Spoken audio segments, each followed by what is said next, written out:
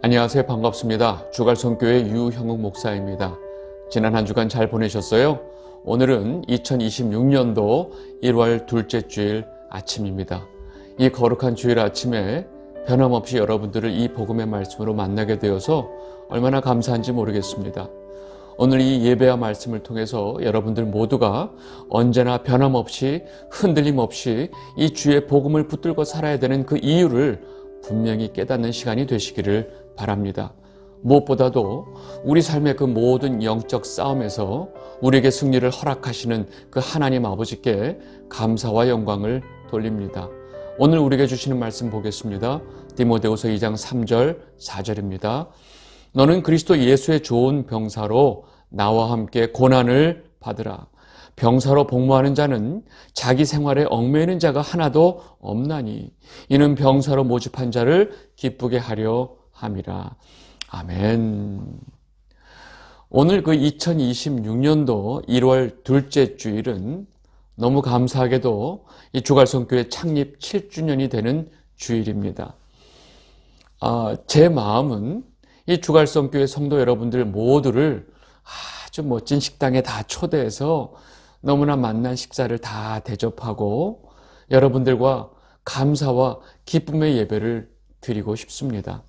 그런데 이 주갈성교회의 여건이 그럴 수 없는 상황이 정말로 이 순간만큼은 너무 서운하고 속상하기도 합니다. 여러분들은 오늘 저녁 정말로 맛있게 잘 드시고 그 저녁을 제가 대접했다라고 생각해 주시면 감사하겠습니다. 주갈성교회는 2019년 1월 둘째 주일 설교를 시작으로 지난 7년간 한 주도 쉬지 않고 매 주일마다 온 세상에 예수 그리스도의 복음의 말씀을 선포했습니다. 그리고 주중에 수요일마다 이 성경 가이드 시간을 통해서 창세기서부터 말라기까지 이 구속사를 중심으로 이 성경 전체, 구약 성경 전체에 대한 가이드 설명을 끝냈습니다. 그리고 지난 7년간 그 주일 설교를 통해서 지금 신약 성경의 대부분의 이 강해 설교를 끝냈습니다. 제 기억으로는 고린도후서, 그 다음에 히브리서, 그 다음에 요한 2서, 3서, 유다서 이렇게 남아있는 걸로 제가 알고 있습니다. 그리고 몇 년 전에 이 새사람교회 그 화요 성경 공부 시간을 통해서 창세기를 그 22주에 걸쳐서 아주 깊게 이 성경 전체 복음을 이해할 수 있도록 깊게 다루었고 그 이후에 또 성도혁명이라는 책도 출간하게 되었습니다. 무엇보다도 이 기독교계의 가장 큰 이슈가 되고 있는 이 요한계시록도 이 성경 가이드 시간을 통해서 31번의 영상으로 이 세대주의 그 신학 사상을 완전히 배제한 온전한 개혁주의 관점의 해석을 끝냈습니다. 그래서 지금 이 주갈성교회 유튜브에 들어오시면 700개가 넘는 설교와 말씀 영상들을 볼 수가 있습니다. 지난 7년간 매주 평균 한 3,000에서 4,000명의 성도가 주갈성교회에 들어와서 말씀을 들었습니다. 맨 처음 이 핸드폰 카메라를 켜놓고 떨면서 설교를 시작한 것이 엊그제 같은데 벌써 7년의 시간이 지났고 그 지난 7년간 하나님 아버지께서 그 주신 은혜와 열매가 얼마나 큰지 모릅니다. 지금 이 순간까지 이 주갈성교회를 인도해 주신 하나님 아버지께 주 예수 그리스도께 감사와 영광과 찬송을 드립니다. 그리고 언제나 이 복음의 말씀에 대한 사모함을 가지고 이 주갈성교회의 말씀을 항상 기다려 주시고 또 영상이 올라오면 열심히 들어주신 주갈성교회 모든 성도 여러분들께도 감사를 드립니다. 혼자서 열심히 말씀을 전하다가 한 1, 2년이 지난 후에 어떤 분들이 이 말씀을 듣고 계실까 저도 너무 궁금하고 보고 싶기도 해서 그 동탄에서 여러 번의 이 모임도 진행을 했습니다. 그리고 지난 몇 년 동안 그 전국 곳곳에 살고 계신 이 성도분들을 찾아가 신방을 해서 많은 성도분들을 만날 수 있었습니다. 너무나 부족한 제가 이 모든 일을 감당할 수 있도록 여러분들이 기도해 주시고 또 응원해 주시고 또 후원해 주신 그 성도분들 모두에게 정말로 감사의 마음을 전합니다. 그리고 이 시간에 특별히 제가 감사의 마음을 전하고 싶은 사람이 있습니다. 그분은 민성택 집사입니다. 제가 온누리교회에서 이 성가사, 성가대 지휘자로 사역할 때 성가대 지휘자와 그 대원으로 만난 이 민집사는 이 주갈성교회 첫 설교를 시작할 때부터 지금 이 순간까지 매 주일마다 제가 너무나 편안한 마음으로 말씀을 준비하고 전할 수 있도록 자기 회사의 공간을 내주었습니다. 코로나 팬데믹으로 회사가 거의 문을 닫게 된 상황 속에서도 변함없이 그 큰 회사의 세미나실이나 자신의 이 오피스텔 사무실 공간을 저에게 너무나 기쁜 마음으로 내주었습니다. 이 민집사의 그 헌신과 기도로 제가 이렇게 7년 동안 너무나 편안하고 감사하게 주일 설교를 한치의 흐트리짐 없이 전해올 수 있었습니다. 개인적으로 이 민성택 집사에게 너무나 감사한 마음을 전하고 싶고 또 민집사와 그 가정 모든 그 가족들에게 하나님의 크신 은혜가 있기를 기도합니다. 그 외에 지난 7년 동안 제가 개인적으로 너무나 감사를 드리고 싶은 분들이 많이 계십니다. 일일이 이 시간에 다 말씀드릴 수 없지만 그 많은 분들의 헌신으로 지금 이 순간까지 주갈성 교회가 유지될 수 있었다는 사실을 여러분들께 말씀드리고 싶습니다. 주일마다 이 영상을 시청하시는 모든 주갈성교회 성도분들에게 진심으로 감사를 드리면서 이 모든 영광을 하나님 아버지와 주 예수 그리스도께 돌립니다. 주갈성 성도 여러분들은 잘 아시겠지만 제가 어떤 특정한 주일을 위해서 어떤 특정 절기를 위해서 그 절기 설교하거나 특별 설교를 하는 경우는 거의 없습니다. 저는 매주 이 강해 설교하는 그 성경 본문 진도에 따라서 말씀을 준비할 뿐입니다. 왜냐하면 제가 그렇게 매주 순서대로 강해 설교하는 본문을 따라 설교를 준비를 하지만 그때마다 상황에 맞게 저와 여러분들에게 정말로 필요한 말씀을 다 주시기 때문입니다. 오늘도 지난주에 이어서 고린도후서 2장의 내용을 보려고 합니다. 그런데 오늘 이 설교 본문의 내용을 말씀을 준비하면서 자세히 보니까 오늘 이 본문 말씀의 내용은 누구보다도 이 설교자인 저를 위해서 주시는 말씀입니다. 주갈성교회 7주년이 되는 이 주일 말씀을 통해서 설교자인 저에게 다시 한번 초심을 확인하고 주갈성교회를 시작하게 하신 그 하나님의 마음을 다시 한번 확인하라고 주시는 말씀이라고 저는 생각이 됩니다. 동시에 오늘 이 본문 말씀은 이 시대의 전도자의 사명을 가지고 있는 이 주갈성교회 성도 모든 분들에게도 너무나 중요한 말씀입니다. 여러분들 숨을 한번 깊이 쉬시고 오늘 이제 본문 말씀을 보도록 하겠습니다. 디모데후서 1장 15절 보겠습니다. 아시아에 있는 모든 사람이 나를 버린 이 일을 내가 안하니 그 중에는 부겔러와 허모게네도 있느니라. 지난주 본문에서 바울은 디모데에게 그리스도 예수께서 우리에게 주신 그 복음으로 인해서 받게 되는 그 어떤 고난도 나는 부끄러워하지 않는다라고 말하는 모습을 봤습니다. 그리고 디모데에게 그리스도 예수 안에서 믿음과 사랑으로 받은 그 바른 말을 지키고 또 성령으로 부탁받은 아름다운 것을 지켜라 라고 권면하는 내용을 봤습니다. 여기까지 그 바울은 디모데에게 그 개인적인 신앙의 권면을 마친 다음에 이제 현재 로마에서 자신이 처한 상황에 대해서 디모데에게 말하고 있습니다. 바울이 갑자기 그 네로 황제가 시작한 그 기독교 핍박으로 인해서 갑자기 이 중범죄자로 잡히게 되니까 바울 주변에 그를 따르던 모든 사람들이 바울을 다 버리고 도망간 것입니다. 여러분 예전에 사업을 하다가 회사가 부도가 나고 망하게 되면 그 회사를 운영하는 그 사장 주변에 그렇게 많은 사람들이 버글버글 하다가 이런 일이 벌어지면 그 주변의 모든 사람들이 갑자기 그 등을 돌리고 다 사라지는 경험을 해보셨을 것입니다. 이유가 무엇이든 간에 어떤 한 사람이 사회적으로 경제적으로 이 사망 신고를 받게 되는 그 상황이 되면 주변에 있었던 그 많은 사람들이 한순간에 사라집니다. 제 생각에 우리 주갈성교회 성도분들은 그 인생의 이런 유사한 경험들을 다 하셨으리라 예상이 됩니다. 그동안 주변에서 자신에게 친절했던 사람들의 이 얼굴색이 갑자기 바뀌고 갑자기 이빨을 드러내는 그 경험을 해보면 그 이 세상 삶의 그 근본적인 속성이 무엇인지 우리는 비로소 깨닫게 됩니다. 이 세상의 대부분의 그 인간 관계들은 서로 주고받는 이해 관계입니다. 서로 주고받는 것이 있어야, 또 어떤 면에서 서로 이득이 되는 부분이 있어야 이 관계가 유지가 됩니다. 그런데 그 한쪽이 어떤 문제가 생겨서 이 균형이 깨지게 되면 그 관계는 한순간에 깨지고 오히려 적이 되는 경우가 많이 있습니다. 사실 바울은 그 누구와도 이런 이익관계로 관계를 맺지 않았습니다.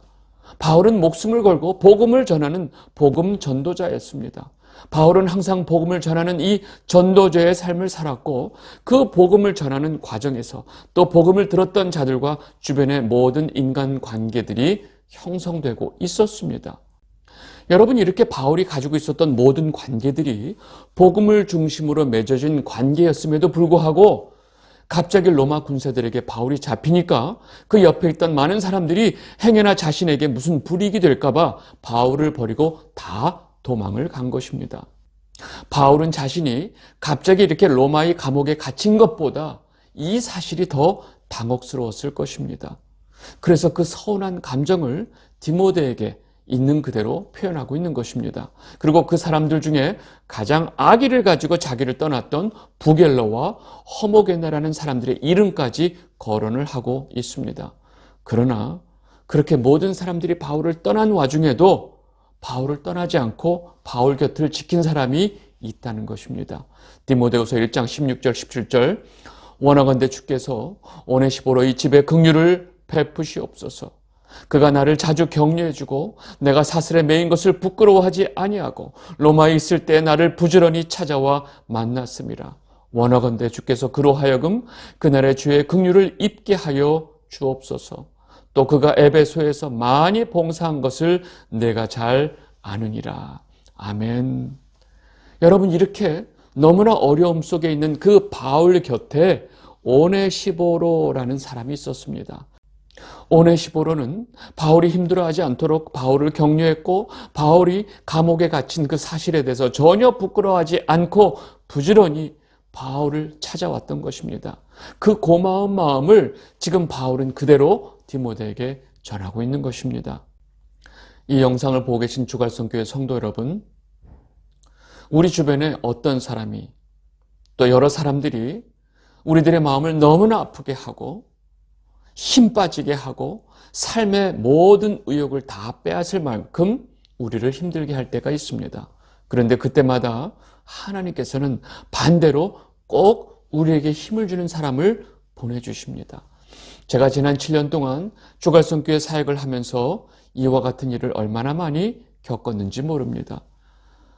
어떤 때는 너무나 기운이 빠지는 일이 많이 있었고 내가 정말로 이 사역을 계속 감당할 수 있을까 하는 생각에 지쳐서 완전히 쓰러져 있을 때면 꼭 제가 힘을 내고 제가 다시 해야 할 일을 할 수 있도록 힘을 주시는 분을 하나님께서 꼭 보내주셨습니다. 여러분, 가만히 생각해 보면 부모를 너무나 힘들게 하는 자식이 있으면 꼭 부모를 기쁘게 하는 자식도 있습니다. 물론 그 자식이 하나도 없을 때도 있습니다. 원래 우리 삶의 99%가 너무나 힘들고 고난의 순간이라면 반드시 그 1%의 기쁨의 순간을 하나님께서 주십니다. 그리고 어떤 분의 삶에는 그냥 100%가 삶의 100%가 고난뿐이다라고 생각하는 분이 계실 것입니다. 그런데 그분은 앞으로 100%가 아니라 1000%, 10,000% 영광의 삶이 기다리고 있다는 사실을 기억하시기 바랍니다. 그러니까 여러분들 모두가 아무리 삶이 힘들고 어려울지라도 언제나 눈을 들어 우리에게 도움을 주시는 하나님 아버지를 바라보시고 기운 내시기를 바랍니다. 이제 바울이 디모데후서 2장을 시작하면서 복음을 전하는 그 전도자, 또 성도들을 말씀으로 이끌고 가르치는 이 목회자가 가져야 할 굉장히 중요한 자세와 역할에 대해서 설명을 합니다. 바울은 자신의 마지막 순교를 앞두고 디모데에게 자신의 그 힘든 마음을 전달하는 것이 목적이 아니었고 디모데에게 올바른 전도자의 자세와 사명에 대해서 권면하기 위해서 지금 이 마지막 편지를 쓰고 있는 것입니다. 디모데후서 2장 1절 2절 말씀 보겠습니다. 내 아들아, 그러므로 너는 그리스도 예수 안에 있는 은혜 가운데서 강하고 또 내가 많은 증인 앞에서 내게 들은 바를 충성된 사람들에게 부탁하라. 그들이 또 다른 사람들을 가르칠 수 있으리라. 아멘. 바울은 언제나 신체적으로 또 정신적으로 성격적으로 조금은 약한 편에 속한 디모데를 늘 걱정을 했습니다. 그래서 바울은 그리스도 예수 안에 있는 은혜 가운데서 내가 강해야 한다라는 말을 반복적으로 하고 있는 것입니다. 그리고 혼자서 그 무게를 다 지려고 하지 말고 그 주변에 있는 충성된 사람들에게 도움을 청해라 라고 말하고 있습니다. 왜냐하면 그들도 이 올바른 복음과 충성된 마음을 가지고 너를 도와서 많은 성도들을 잘 가르칠 수 있기 때문이다 라고 권면하고 있습니다. 제 생각에 우리 주갈성교회 성도분들 중에 저보다도 더 담대하고 더 지혜롭게 이 자기 주변에 있는 사람들에게 이 바른 예수 그리스도의 복음을 전할 수 있는 그 전도자의 역할을 하실 수 있는 분들이 많이 계십니다.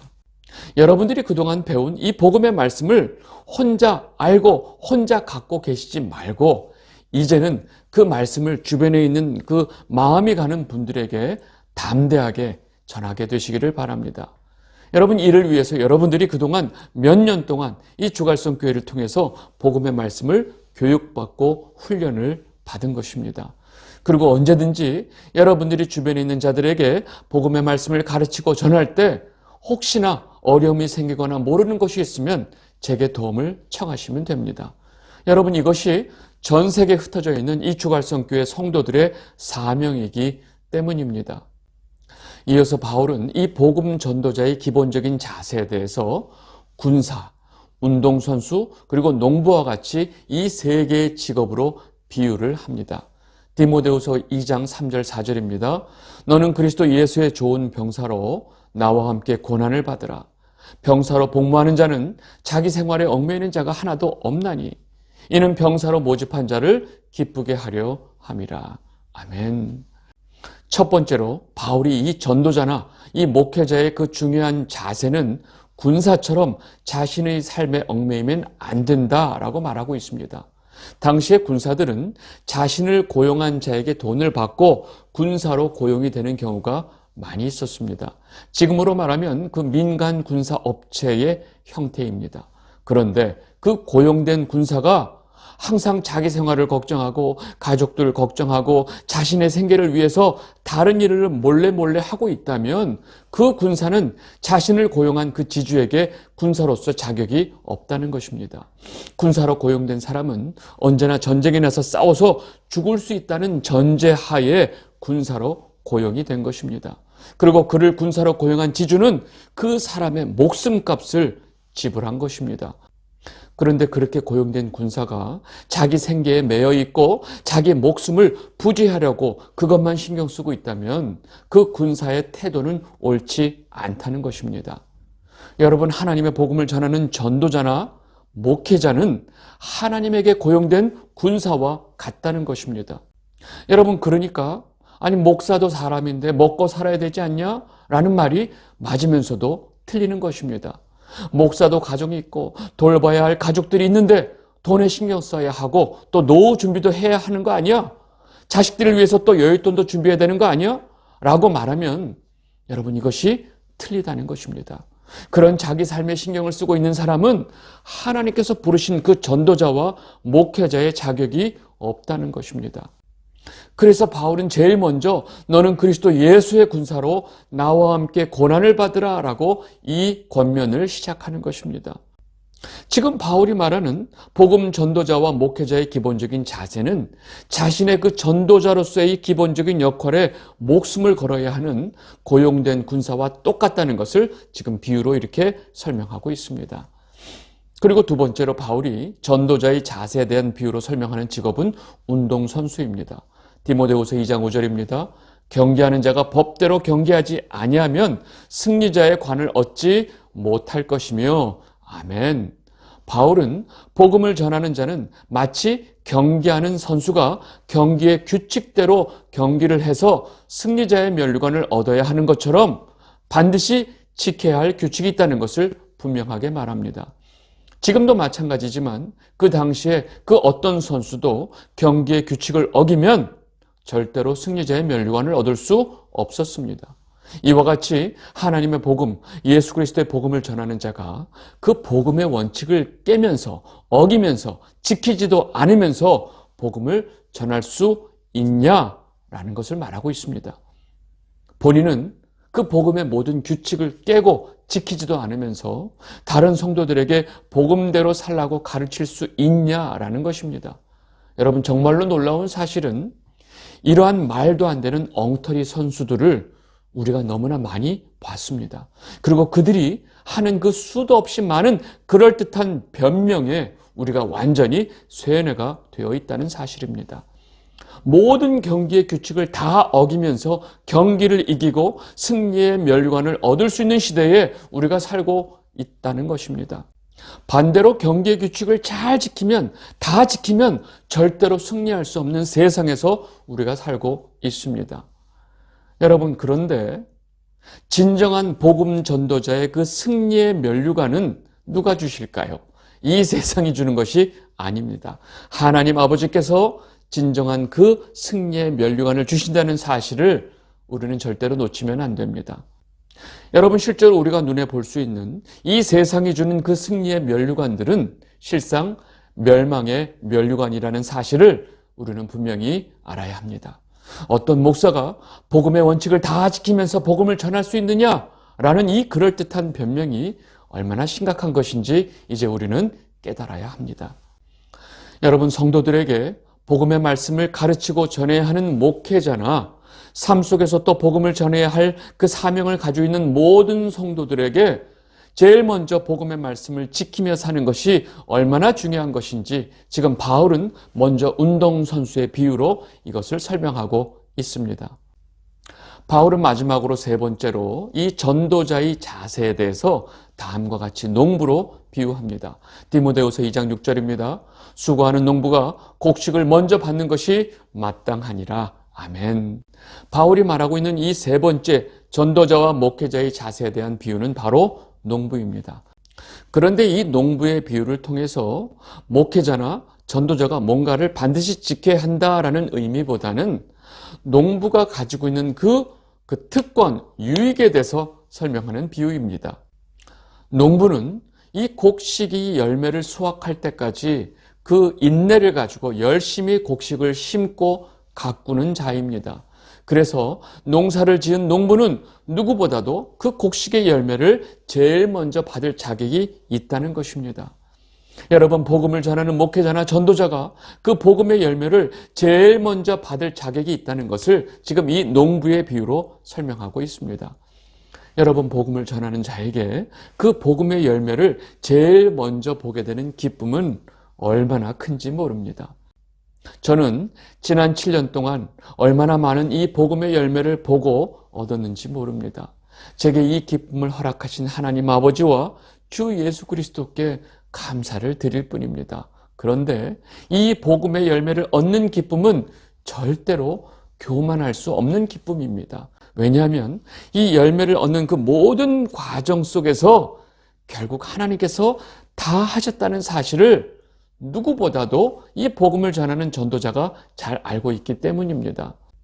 복음 전도자가 씨를 뿌리고 물을 줄 수 있지만 그 씨앗을 자라게 하고 곡식의 열매를 얻게 하시는 분은 오로지 하나님 한 분뿐이기 때문입니다. 정리하겠습니다. 바울은 지금 디모데에게 복음을 전하는 전도자나 목회자의 자세에 대해서 세 가지 비유로 설명합니다. 자기 삶에 얽매이지 않는 고용된 군사처럼, 또 경기의 규칙대로 경기를 해서 승리의 면류관을 얻어야 하는 운동선수처럼, 그리고 오랜 인내와 수고로 농사를 짓고 제일 먼저 추수의 열매를 얻는 농부처럼 복음을 전해라 라고 디모데에게 권면을 하고 있습니다. 이 영상을 보고 계신 주갈성교회 성도 여러분, 하나님 아버지께서 이 주갈성교회를 세우신 지 7년이 되는 이 감격스러운 주일 아침에 오늘 이 주시는 말씀을 통해서 누구보다도 저는 제 자신에게 많은 질문을 던지고 있습니다. 내가 삶에 얽매이지 않는 군사처럼 주님께서 내게 맡기신 일에만 집중하고 살았나? 경기의 규칙을 지켜야 하는 운동선수처럼 복음을 전하는 전도자로서 복음의 원칙을 지키면서 말씀을 전했나? 그리고 인내와 수고로 열매를 거둔 농부처럼 이 복음의 열매를 얻었나? 저는 이번 한 주 이 질문에 대해서 마음속 깊이 고민하고 생각을 할 것입니다. 여러분들도 이번 한 주 동안 여러분들이 그동안 배우고 깨달은 이 복음의 말씀을 누구에게 그리고 어떻게 전할 수 있을까 깊이 고민해보는 여러분들이 되시기를 진심으로 바랍니다. 왜냐하면 그것이 저와 여러분들에게 주신 하나님의 사명이기 때문입니다. 지난 7년의 모든 말씀 사역 동안 저를 지켜주시고 제게 지혜를 주신 성령 하나님과 또 언제나 저와 함께 계신 하나님 아버지와 주 예수 그리스도께 감사와 영광과 찬송을 돌립니다. 아멘.